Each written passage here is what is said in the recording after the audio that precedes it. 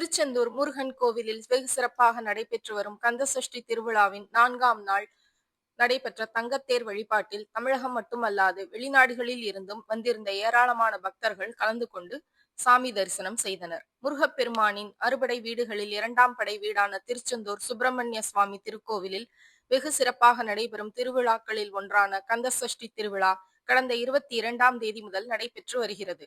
இந்த திருவிழாவில் ஏராளமான பக்தர்கள் கோவிலில் தங்கி விரதம் இருப்பது சிறப்பாகும். அந்த வகையில் தமிழகம் மட்டுமல்லாது வெளி மாநிலங்களில் இருந்தும் லண்டன், சிங்கப்பூர், மலேசியா, இலங்கை உள்ளிட்ட பல்வேறு வெளிநாடுகளில் இருந்தும் ஏராளமானோர் தங்கி விரதம் இருந்து வருகின்றனர். இந்த நிலையில் 4ஆம் நாளான நேற்று சுவாமி ஜெயந்திநாதர் கந்தசஷ்டி மண்டபத்தில் எழுந்தருளினார். அங்கு சுவாமிக்கு சிறப்பு அபிஷேகம் மற்றும் அலங்கார தீபாராதனையும் நடைபெற்றது. அதனை அடுத்து இரவு சுவாமி ஜெயந்திநாதர் வள்ளி தெய்வானை அம்மனுடன் தங்கத்தேரில் எழுந்தருளினார்.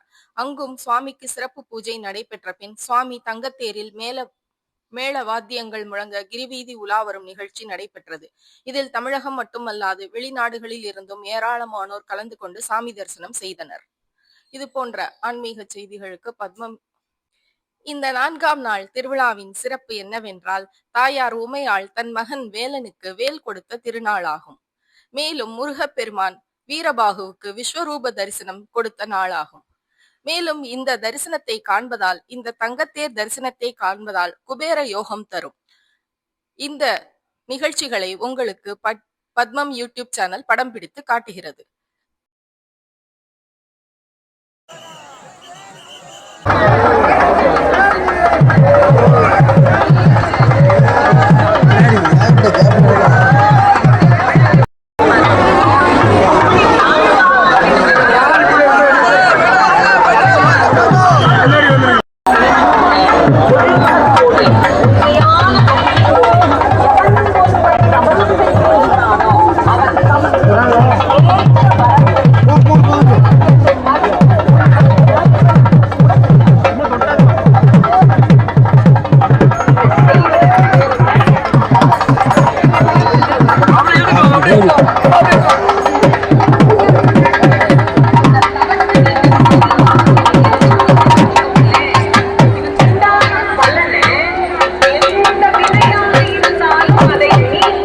Yeah.